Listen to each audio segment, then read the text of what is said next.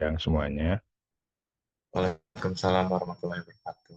Kali ini alhamdulillah diberi kesempatan oleh PPDS untuk menjadi pemateri responsi ya untuk materi invertebrata atau materi PAUTS dari mata kuliah Biosistematika Hewan. Sebelumnya paling saya mau disclaimer dikit aja. Kalau materi-materi yang saya bawa ini nih mayoritas tentang identifikasi hewannya gitu. Jadi mungkin lebih mengarah ke praktikum, nanti teoritisnya bakal dibahas sedikit. Karena saya nanya ke kelas A sama B itu, yang kebetulan bukan saya asisten praktikumnya, itu agak beda karena tidak ada klasifikasi numerik gitu ya materinya.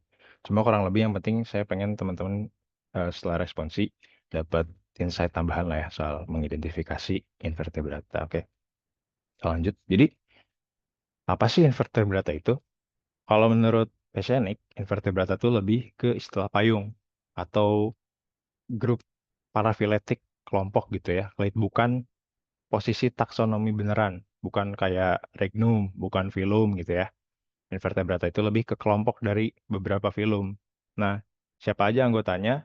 Semua filum Animalia selain yang ada di bawah dalam filum Chordata, terkhususnya filum vertebrata. Ini bisa dilihat di pohon filogeneninya.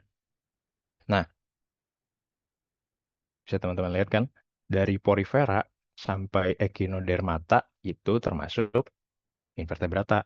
Sementara yang udah masuk filum Chordata seperti Cephalochordata, Tunicata atau vertebrata itu sudah jelas bukan invertebrata. Nah, namun untuk yang Cephalochordata dan Tunicata tergantung pada kurikulum pengajaran juga ya biasanya dimasukkan ke invertebrata. Tapi secara umum yang invertebrata itu dari Porifera sampai Echinodermata. Nah, Kang, tapi kan yang kita pelajari nih sejauh ini, clade-clade yang ada di kurikulum tuh dari protozoa sampai echinodermata untuk yang invertebrata. Ya, tapi untuk protozoa sendiri itu bukan hewan yang utuh, yang sepenuhnya gitu. Proto artinya eh, ya trial, hewan trial dan hewan percobaan gitu. Hewan yang utuh. Jadi hewan itu mulai dari porifera sampai eh, nanti di chordata dan vertebrata gitu. Terus juga ada beberapa penamaan yang berbeda kayak Coelenterata itu kalau di taksonomi aslinya sekarang ini lebih dikenal sebagai Cnidaria, Nematelmites juga sebagai nematoda. Dan di luar ini masih banyak filum dari invertebrata, cuma tidak dipelajari sebagai pilar-pilar invertebrata lah untuk di mata kuliah biosistematika hewan, seperti tardigrada gitu ya. Ada yang tahu tardigrade beruang air itu kan punya film sendiri, kayak gitu. Nah, kita mulai dari protozoa aja ya, sesuai kurikulumnya. Jadi seperti yang saya bilang tadi, protozoa itu organisme bersel satu gitu, bukan bukan hewan secara utuh. Kalau pakai klasifikasi yang lama itu juga masih masuk Regnum protista. Dan nanti dibagi-bagi lagi ya. Terus protozoa ini secara klasisnya dapat dibedakan berdasarkan alat geraknya. Nah, klasisnya ada yang ada di bawah itu ada empat, tapi sebenarnya ada tambahan jadi lima yang sebenarnya masih berkerabat dekat sama Sarcodina atau Rhizopoda. Jadi membedakannya gimana kalau yang Sarcodina itu pakai pseudopodia, kalau Hyophora sesuai namanya pakai ciliata, Mastigophora atau flagellata itu punya flagella atau kaki cambuk. Kalau Apicomplexa atau Sporozoa itu tidak punya alat gerak khusus dan hidupnya parasit. Nah, sifat-sifat utama protozoa itu ada tiga. Ada yang saprofit, jadi mereka makan dari hewan yang mati, tumbuhan yang mati. Kalau holozoik itu mencari mangsa secara aktif lah ya, kayak kebanyakan Coleophora gitu. Mereka makan mikroorganisme lain dan parasit, seperti yang sporozoa ada di inang. Nah, ini mungkin ada ilustrasinya, gambarannya. Tadi yang saya maksud klasis tambahan itu adalah foraminifera. Foraminifera itu berkerabat sama Sarcodina, karena sebenarnya mereka punya pseudopodia yang mengeras dan bentuknya jadi memipik itu. Nah, biasanya jadi cangkang. Tuh, bisa teman-teman lihat juga ya perbedaan-perbedaannya, alat geraknya dari ilustrasi di bawah ini. Cuma satu hal yang semua protozoa punya adalah tentunya inti sel dan vakuola-vakuolanya tergantung jenisnya. Ada yang vakuola makan, ada vakuola kontraktil untuk bergerak. Kalau yang vakuola kontraktil kan si sporozoa nggak punya ya. Itu. Jadi ada ilustrasi anatominya.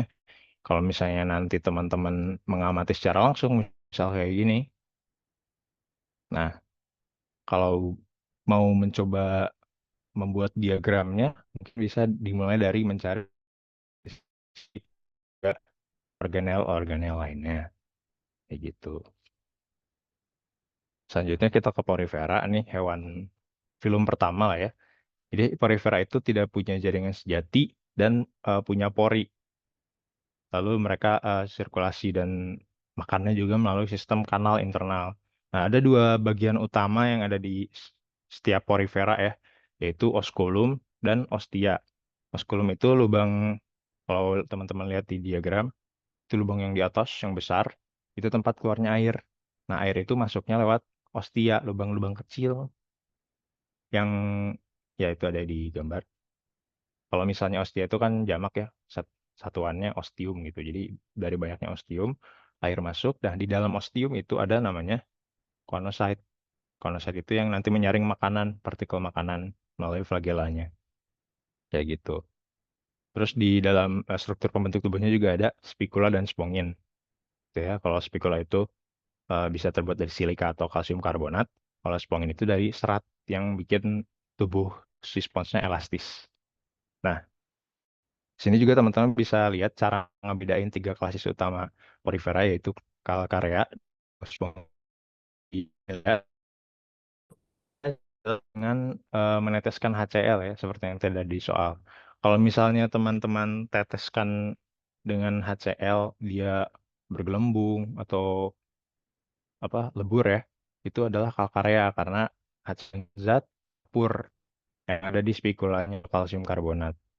Contoh jeniusnya adalah Leucosolenia. Kalau Demo's spongiae itu spikulanya terbuat dari silika dan juga biasanya punya spongin. Contohnya adalah spongilla. Nah, kalau Hexactinellida ini sebenarnya cukup sulit diambil sampelnya, makanya di lab gak ada ya sebenarnya.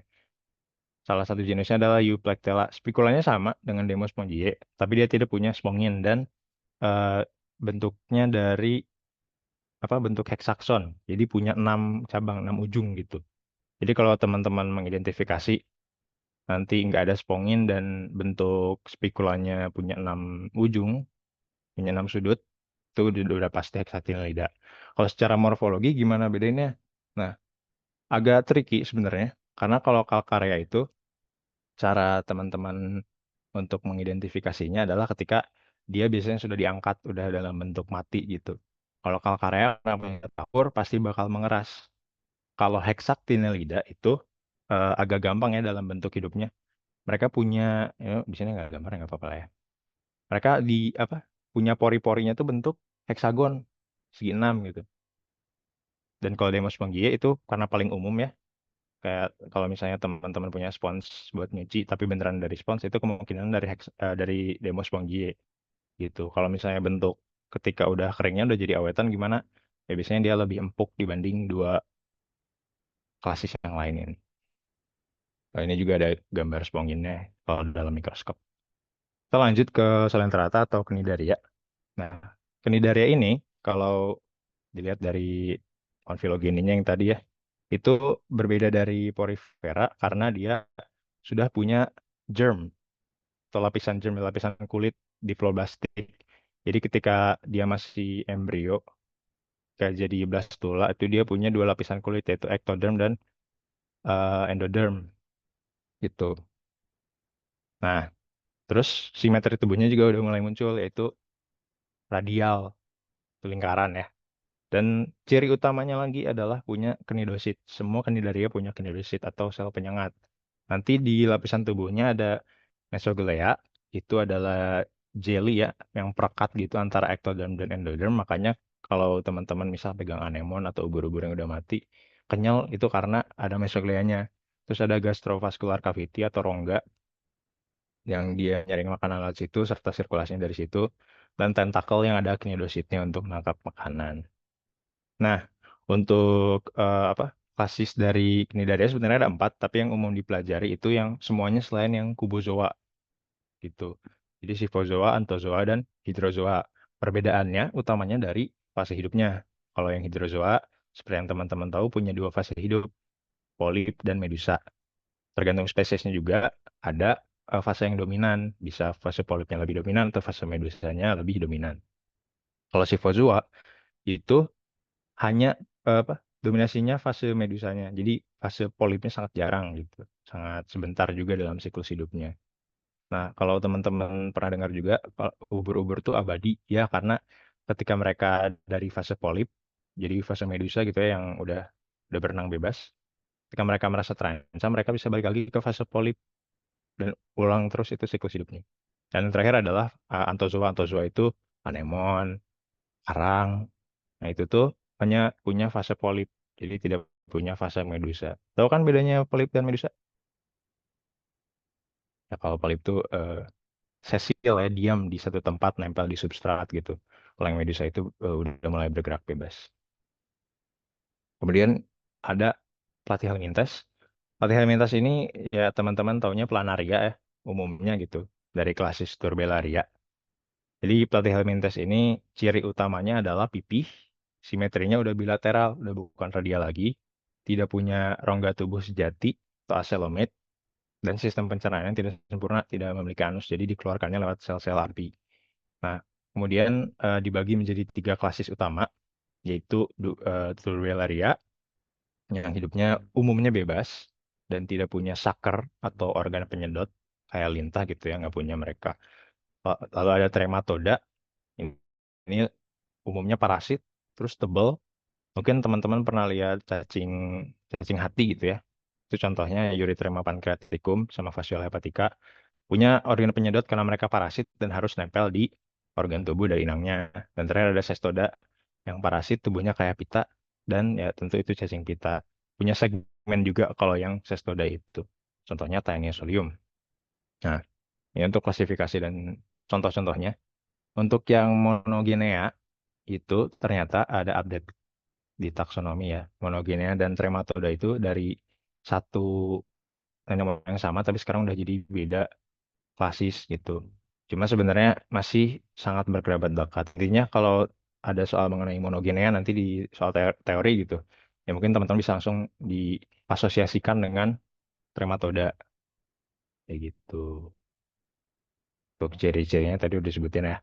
Intinya yang Turbellaria itu tidak parasit, pipih gitu ya. Kalau yang trematoda biasanya parasit dan yang cestoda parasit dan bersegmen juga panjang. Ini juga ada siklus hidup untuk Fasciola. Fasciola hepatica atau Fasciola apa gitu ya beda spesiesnya. Tapi siklus hidupnya umumnya sama. Jadi mereka mulai dari telur yang belum diembriokan gitu ya. Biasanya keluar dari feses bisa manusia, bisa hewan lain. Nah, nanti ketika ada di air itu eh, mereka tumbuh jadi embrio. Setelah dari telurnya menetas jadi mirasidia, masuk biasanya ke hewan-hewan yang invertebrata lagi kayak siput gitu. Nanti dari siput mereka tumbuh dari fase sporosis bentuk redia jadi serkarya yang bergerak nanti biasanya mereka mencari vegetasi-vegetasi akuatik atau tumbuhan gitu ya. Kadang kerumput juga kalau misalnya habis hujan, lembab kondisinya. Nanti si metaserkarya ini akan masuk ke vegetasi tersebut, ke rumput tersebut, ke tumbuhan tersebut dan dimakan oleh hewan-hewan utamanya sapi gitu ya, kambing, domba. Dan itu terus siklus hidupnya. Dan mereka akan nempel di heparnya, di hati. Gitu. Selanjutnya ada Nematelmintes. Kalau Nematelmintes, eh, update dari Platyhelmintesnya adalah punya pseudocelom, rongga tubuh tapi tidak utuh gitu, tidak sepenuhnya atau palsu. Terus beda dengan Cestoda, mereka tidak bersegmen, bentuknya gilig. Gilig itu ya udah kayak cacing biasa gitu ya, cacing tanah, sama kayak gitu. Terus struktur tubuhnya ada dua bagian gitu, ada cuticula dan pseudocelom yang tadi sudah disebut. Terus ada dua klasis umumnya. Tapi ini diupdate lagi ternyata yang Acanthosepala itu jadi film sendiri. Cuma ada dua tipe kan berarti Acanthosepala atau nematoda untuk Nematelmintes. Atau Sekernentea katanya. Nah, contohnya untuk yang Adenoporea atau Acanthosepala itu Trichinella spiralis yang hidupnya bebas gitu ya. Tidak selalu parasit dan punya kelenjar ekskresi. Tidak punya kelenjar ekskresi dan yang Ascarisum yang biasa kita temui itu cacing khusus gitu ya. Yang warna putih. Itu mayoritas parasit dan punya kelenjar ekskresi. Dinamai berdasarkan inangnya ya tadi. Suum itu kan diambil dari sui atau babi, nama latinnya babi. Jadi Ascaris suum, Ascaris lumbricoides, karena kalau lumbricoides tuh bisa nempel di cacing tanah gitu. Kalau ke usus manusia. Reproduksinya umumnya seksual dan fertilisasinya udah internal. Jadi tidak melepas sperma dan tidak melepas telur keluar gitu ya. Harus kawin normal. Nah, kalau perbedaan antar kelaminnya mungkin bisa dilihat di sini. Oh, ini nggak di-highlight ya bagian spikulanya. Pokoknya kalau yang jantan itu bagian ekornya itu melingkar biasanya. Dan di ujung bagian ekornya itu ada semacam duri, ada dua duri. Fungsinya untuk mengaitkan tubuhnya dengan yang betina ketika kawin nanti. Gitu. Selanjutnya, Annelida. Nah, kalau Annelida ini kan ciri utamanya adalah udah punya segmen. Tubuhnya dibagi ke beberapa segmen dan udah punya selom sejati, udah punya rongga sejati. Terus sistem sirkulasinya udah tertutup. Nah, eh, ciri tubuh khususnya gitu, khasnya adalah mereka punya septum, karena tadi ada segmen, jadi ada septumnya, ada pemisah antar segmen. Terus mereka punya seta, atau bahasa Yunani heta gitu ya. Tulisannya caeta pakai C.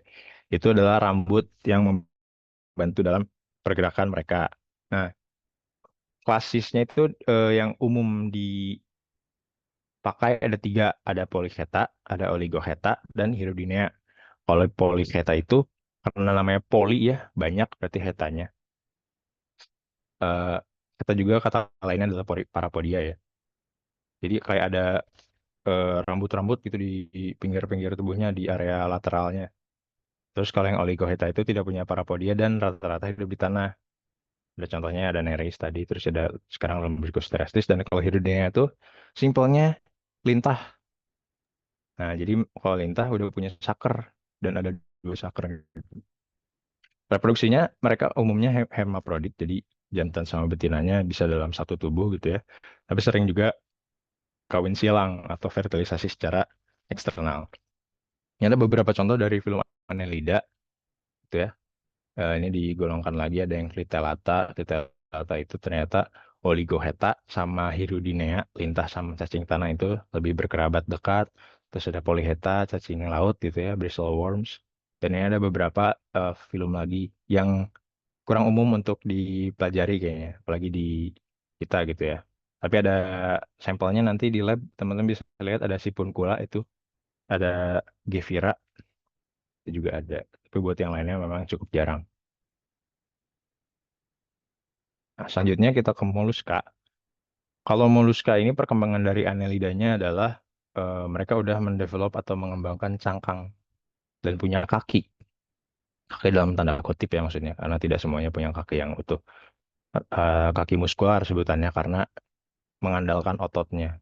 Terus punya mantel dan punya radula.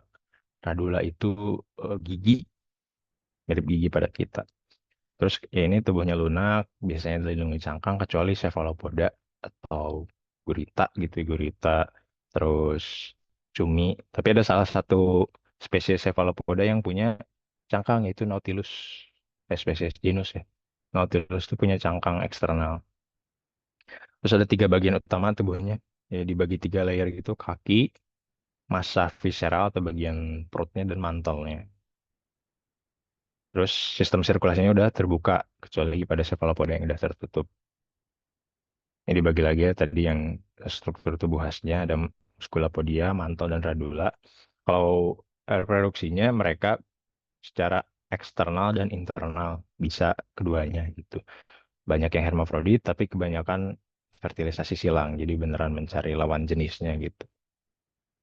Nah, ini ada body plan atau diagram umumnya untuk moluska rata-rata kayak gini gitu. Punya mulut, dari mulut ntar masuk ke arah radula untuk giling gitu makanan dikunyah.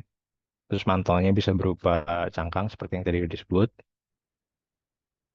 Dan yang penting adalah di kakinya itu ada refraktor muscle atau otot gitu ya. Ini ada beberapa contohnya serta ada pohon filogeninya. Mungkin bisa lihat di pohon filogeninya dulu. Kalau Tuan Filogin ini biasanya menggambarkan kekerabatan, mirip kayak fenogram ya, menggambarkan kekerabatannya. Jadi kalau gastropoda itu lebih dekat ke bivalvia, gastropoda itu sikut kan, terus bivalvia kerang, dan teman-teman bisa lihat contoh-contoh lainnya. Nah, sebenarnya di moluska itu ada 7 klasis ya, 7 klasis, tapi yang umum dipelajari, yang ada sampelnya di lab itu adalah gastropoda, polyplacovora, cephalopoda, dan bivalvia. Sementara scaphalopoda, aplacovora, sama monoplacovora itu susah juga nggak ada sampelnya dan tidak ada di lab. Jadi fokus teman-teman mungkin buat praktikum nanti bisa ke 4 ini ya, gastropoda, polyplacocephalo, dan bivalvia. Kalau ciri masing-masingnya, mungkin kita bakal skip yang mono aplaco sama scapho ya. Tapi kalau yang polyplacovora itu ada satu cangkang sebenarnya yang menutupi bagian dorsal atau punggung. Di dilapisi atau memiliki 8 lapis lah, kayak genteng bentuknya. Terus punya radula, sistem pencernaannya lengkap, dan eh, si bagian tubuhnya itu melekat di dasar laut gitu. Ya. Lalu kita ke bivalvia. Nah, bivalvia ini ciri utamanya si cangkangnya dua, ya, pasangan gitu. Nah, dua cangkang itu nanti disatukan oleh otot yang bernama umbo. Di sini nggak ditulis, tapi nggak apa-apa. Terus mereka bergerak menggunakan eh, si kaki kapaknya itu.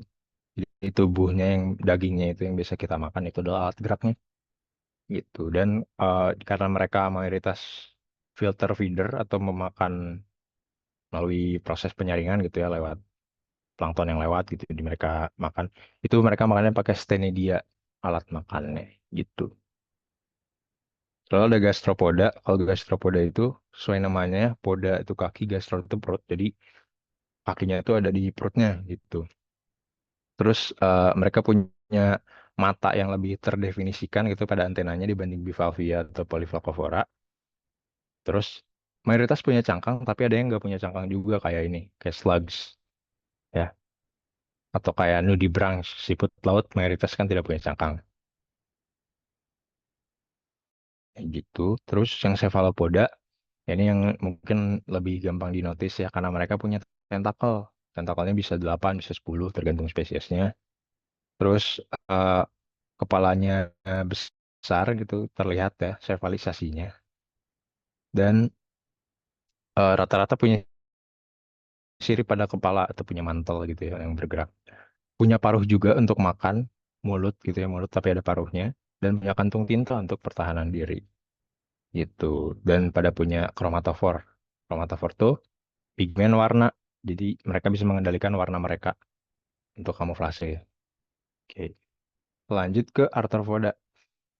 Arthropoda ini hewan paling banyak, itu paling besar di bumi ya. Ada 80% hewan yang ada di bumi ini itu arthropoda.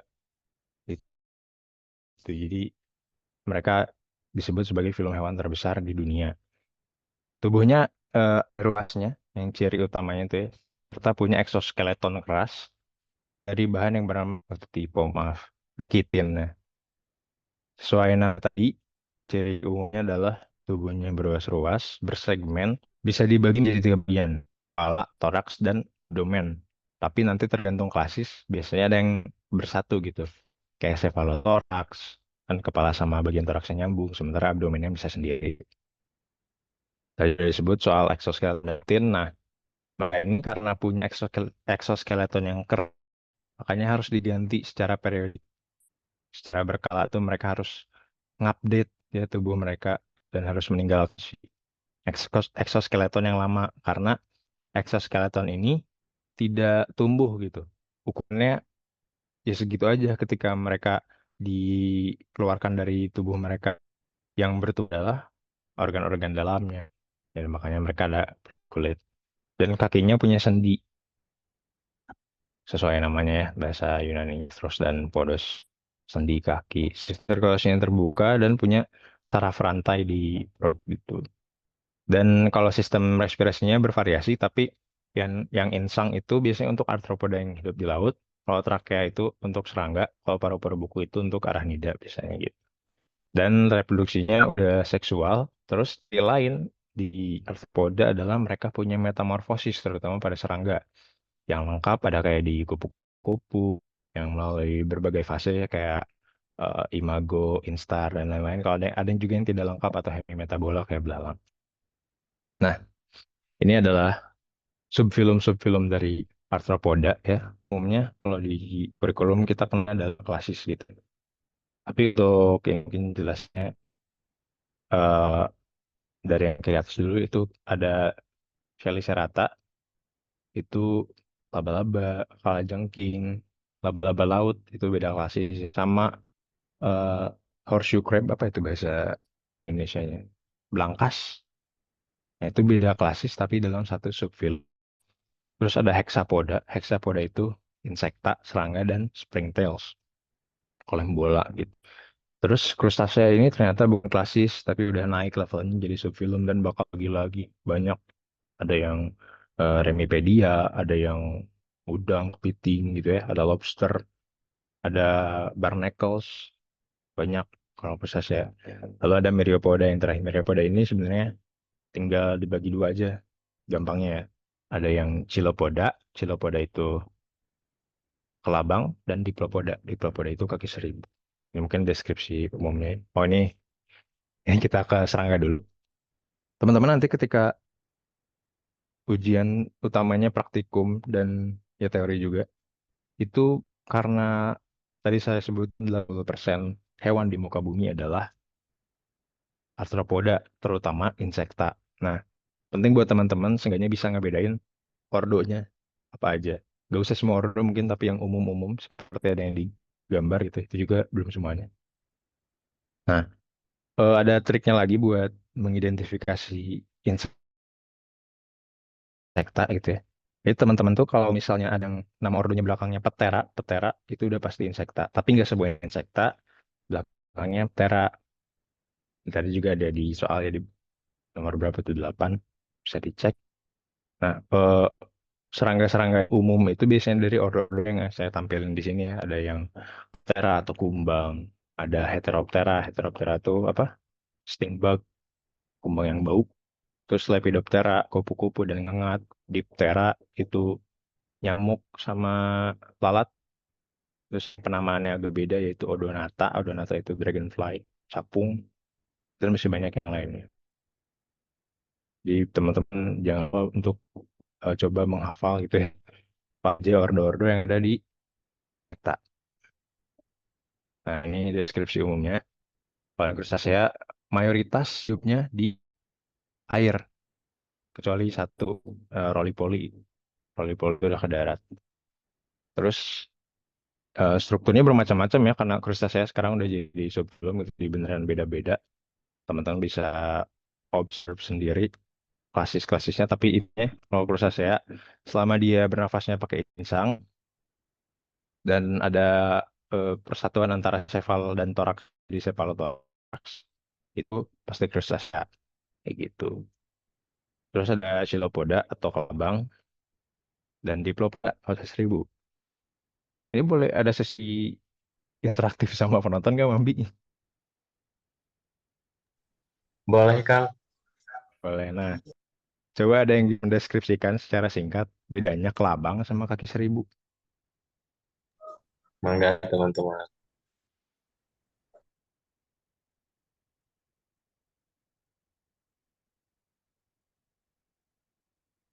Ada. Kadang langsung ini aja, langsung on mic.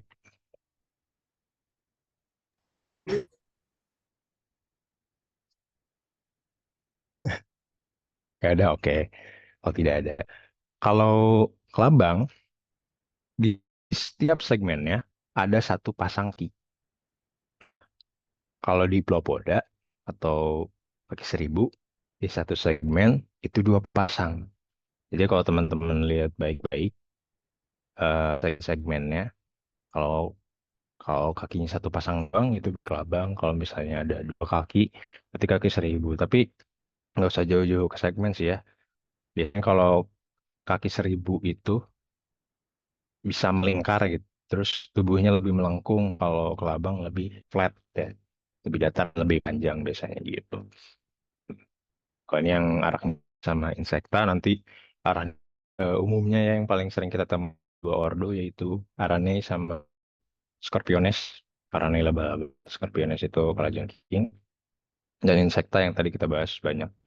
Dan ciri utamanya untuk insekta dibanding klasis lain itu sudah jelas bagian tubuhnya. Sefal, toraks, dan abdomennya udah terbagi dengan jelas. Jadi tidak ada yang nempel, gak ada yang nyatu gitu. Dan punya satu atau dua pasang sayap.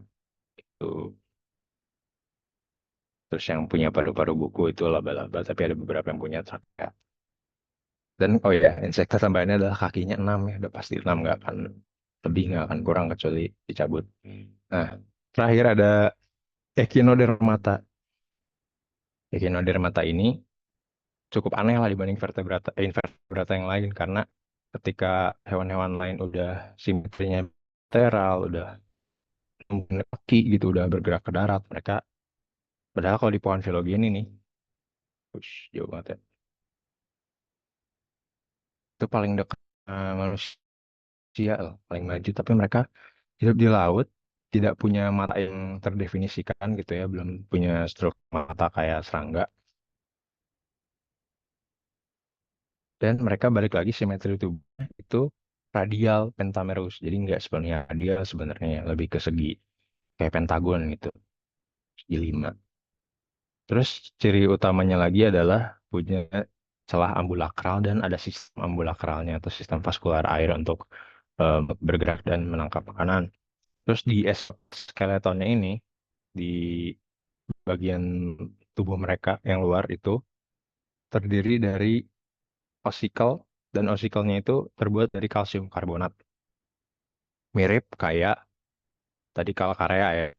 Makanya kalau misalnya ada isu global warming dan air laut pH-nya apa turun, itu kan Echinodermata juga populasinya turun ya. Cangkang mereka lebur gitu. Mereka lebih kuat di basa dibanding yang asam itu. Tapi larva Echinodermata itu bentuknya massal. Jadi mereka pas udah jadi hewan dewasa, udah jadi bintang laut gitu, baru radial pentamer itu. Struktur khasnya ada tiga, yaitu kaki tabung, osikel, sama madreporid. Kalau kaki tabung mungkin teman-teman harus coba lihat spesimen yang hidupnya. Itu ada kayak banyak gitu ya, kaki-kaki kecil. Itu kaki tabungnya. Kalau osikel itu isi lempengannya, lempengan tubuhnya. Osikel juga bisa dibagi dua. Ada yang fleksibel, ada yang mengeras. Yang mengeras itu ada di nanti ada di kasus echinoidea di apa bulu babi, gitu. Dan madreporid. Madreporid itu mother pore bahasa Inggrisnya, ya. Jadi pori utama lah, di mana air keluar masuk gitu. Reproduksinya ada yang seksual, tapi mungkin teman-teman juga tahu bahwa Echinodermata ini jago regenerasi gitu. Jadi mereka ketika salah satu lengannya, kalau bintang laut gitu, ya, bintang laut satu lengannya lepas, dia bisa tumbuhin lengan baru, dan lengan barunya bisa jadi hewan individu baru gitu. Nah ini uh, contoh spesimennya. Yang kiri atas itu masuk ke klasis asteroidea. Aster itu kan bintang ya, asteroid itu bintang. Dea itu menyerupai gitu, asteroidea menyerupai bintang, bintang laut. Tuh kelihatan juga ya kaki kaki tabungnya keluar. Terus di sebelahnya ada Ophiuroidea atau Brittle Star, mirip dengan asteroidea, tapi mereka kakinya itu lebih banyak bergerak gitu, lebih lebih fleksibel kakinya, dan sangat mengandalkan si kaki-kaki itu, dan nggak terlalu ngandelin si kaki tabung yang ada di ini gambar asteroid kelihatan kan di ujung-ujung. Mereka lebih bergerak secara fisik cangkangnya gitu. Terus ada yang kanannya Ophiuroidea itu adalah bulu babi atau Echinoidea. Nah, mereka bergeraknya menggunakan duri. Tuh. Terus kalau di bawahnya itu ada fosil dari nenek moyang Echinodermata pada umumnya. Terus di kirinya ada Holoturoidea. Holoturoidea itu teripang ya. Nah, mereka tuh bergeraknya menggunakan spikula. Jadi mereka punya duri kecil yang bisa, kalau Echinoidea kan duri-durinya ada di luar aja gitu. Kalau teripang itu duri-duri kecilnya tidak setajam itu dan bisa kontraksi, bisa keluar masuk dari tubuhnya. Geraknya dari situ. Tuh, dan yang paling kiri adalah kiri bawah itu adalah Crinoidea atau lili laut sebutan. Bentuknya juga yang paling inilah ya, paling seperti tumbuhan dibanding yang lain. Ada deskripsinya. Tadi ada soal mengenai Crinoidea. Jadi ciri utamanya adalah lengannya bercabang gitu. Terus hidupnya sesil, diam di satu titik atau bergerak secara lambat. Jadi ada yang bisa bergerak dengan bebas. Mereka punya tangkai, punya batang tubuh, punya stalk tuh. Dan ciri lain yang paling membedakan dibanding pas lain adalah mereka posisi mulutnya itu di atas, di daerah dorsal tubuh mereka. Sementara kan kalau bintang laut mulutnya di bawah ya, seperti yang teman-teman tahu. Bintang laut, opioride, eh bulu babi, terus teripang itu mulutnya kalau kalau teripang mah mungkin kelihatannya kayak di pinggir gitu, ya, kayak di depan. Tapi sebenarnya kalau posisinya itu di bawah, di daerah ventral. Nah, jadi secara umum gimana cara ngebedain si invertebrata ini dari 8 film lah ya kita kesampingin dulu yang pertama. Jadi germ layers atau si diploblastik atau triploblastiknya. Semuanya sudah triploblastik kecuali dari si dua dan porifera atau spons yang nggak punya gitu ya, nggak punya germ layers.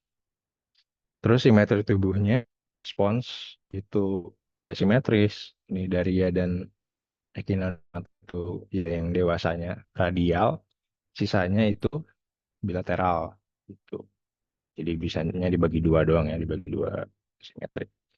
Terus ada yang namanya cephalization. Cephalization adalah ketika fungsi saraf dan organ-organ yang dekat kepala gitu, kalau pertama kayak mata, mulut, itu terpusat di satu titik gitu. Ini contohnya yang present kan mulai dari roundworms ya, dari apa? Nematelmintes, nematoda. Sementara yang dari Platypus. Sementara kan kalau Cnidaria, sistem sarafnya juga belum ada gitu, belum terdefinisikan, belum terletak di satu titik itu sepalisasi. Terus ada yang namanya selom atau rongga tubuh yang muncul di Annelida. Kalau di nematode itu pseudo masuk dan ada early development-nya. Early development itu si embrionya membentuk apa dulu gitu. Ada yang protostom kan di sini, yang protostom, ada yang deuterostom. Deuterostom tuh kayak manusia. Jadi ini dibagi berdasarkan mereka ketika embrio itu tumbuh rongga anus dulu atau mulut dulu. Kayak gitu. Nah, tadi di soal terakhir ada soal mengenai fenogram dan cladogram. Nah, cara bacanya gimana sih, Kang? Intinya kalau fenogram itu soal kekerabatan. Mungkin teman-teman yang AB nggak belajar di BSH-nya, tapi di BST dijelasin kan. Fenogram itu soal kekerabatan antar spesies yang dipakai datanya gitu. Tapi tidak, jadi nggak menunjukkan hubungan evolusinya atau kemajuannya gitu ya kalau kata dosen kan. Nah, dihitung ada rumusnya mungkin teman-teman juga tahu, tapi buat perhitungannya mungkin saya nggak akan bahas di sini. Harus bikin matriks kesamaan, clustering, baru bisa dikonstruksi fenogramnya. Yang teman-teman bisa lihat di sini dulu untuk contohnya. Ya. Kalau di gambar ini, B, C, sama A, sama E, D itu berkerabat paling dekat, nilainya 0,8 gitu. Ini bisa annotate gitu ya.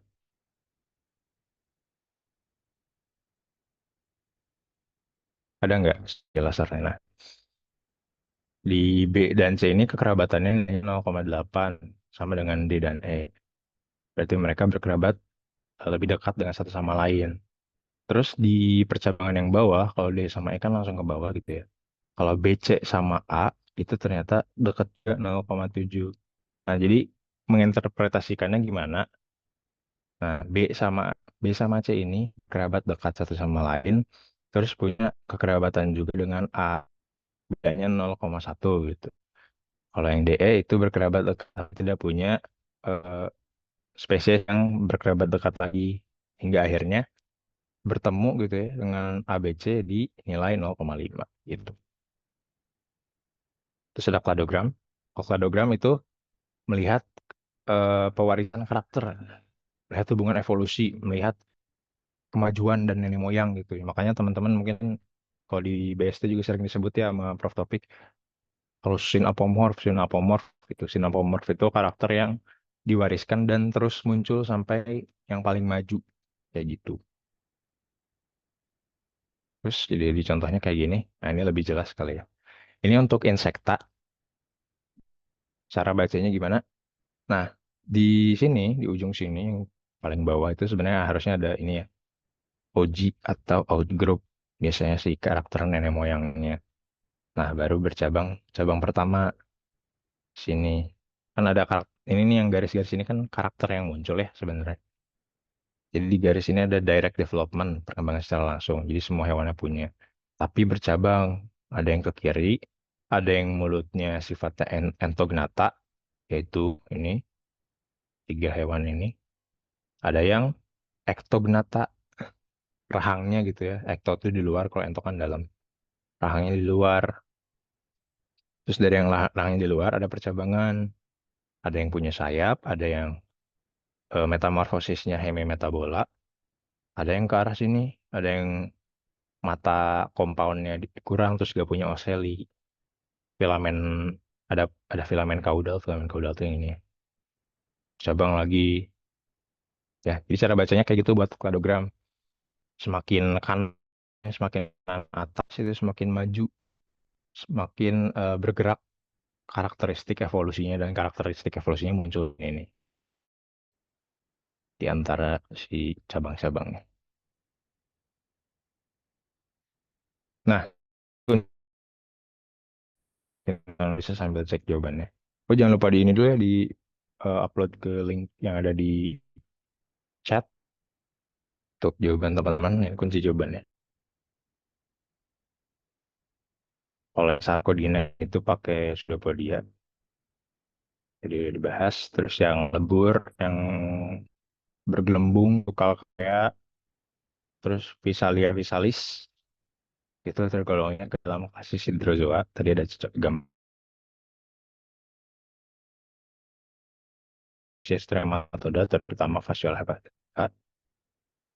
Saya juga dimention soal resum, itu yang menginfeksi babi ya, terutama di ususnya. Terus kalau oligochaeta itu udah punya cerebral ganglion, ya, ganglion otak itu sistem saraf utamanya. Yang nomor 7 itu teman-teman bebas, silakan diperiksa lagi gitu ya di web jawabannya. Kalau misalnya emang masuk ke gastropoda, spesies-spesiesnya berarti jawabannya benar. Tapi ini ada tiga contoh yang paling umum gitu. Ada Helix aspersa, Achatina fulica, dan Littorina littorea. Terus yang nomor 8 itu yang bukan klasis dari insekta itu yang mana jawabannya adalah Geophilomorpha. Kalau Coleoptera itu kumbang. Kalau Odonata itu capung, Blathodea itu kecoa. Jadi yang beda sendiri yang ini. Yang nomor 9 itu sebutkan minimal tiga ciri utama dari kasus Cranberry. Tadi sebut juga ya. Penyalangan panjang yang bercabang, terus susunannya radial, simetrinya. Mulutnya di atas tubuh, di dorsalnya. Terus punya ciri dan stalk, punya batang tubuh. Dan yang terakhir, eh, yang soal isian panjang, itu yang penting teman-teman ngisi kalau A itu fonogram, jadi kekerabatan ini. Kalau B itu kladogram, tunjukin tingkat kemajuan. Oke, mungkin kalau untuk pematerian sampai di situ aja, saya kembaliin ke Mambi buat sesi tanya jawabnya. Terima kasih.